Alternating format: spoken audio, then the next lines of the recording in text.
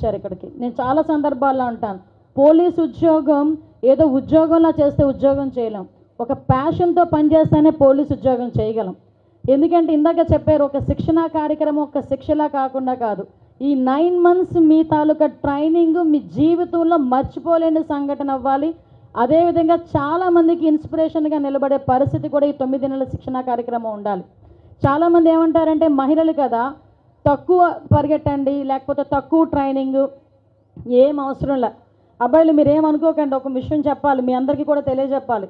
అమ్మాయిలు ఎంత మెంటల్గా ఫిజికల్గా స్ట్రాంగ్గా ఉంటారంటే, చాలా సందర్భాల్లో కూడా నేను చెప్తా, ఒక బిడ్డని కనేటప్పుడు అంటే మనకి బిడ్డకి పుట్టేటప్పుడు ఆ తల్లి పడే పెయిన్ ఏదైతే ఉంటుందో, ఇంచుమించుగా 9-10 కత్తిపోట్లు మన కడుపులో దించిన తర్వాత ఎంత పెయిన్ ఉంటుందో అంత పెయిన్ ఒక బిడ్డకి జన్మనివ్వడానికి ఒక ఆడది పడే పెయిన్ అది. పోలీస్ ఉద్యోగం అనేసరికి ఇందాక చెప్పారు, లాఠీలు పట్టామా, లేకపోతే గన్ చూపించామా, లేకపోతే పోలీస్ డ్రెస్ వేసుకొని నలుగురిలోని జబర్దస్త్గా నుంచున్నామా అన్నది కాదు. నిజంగా పోలీస్ అన్న పదం ఉపయోగిస్తే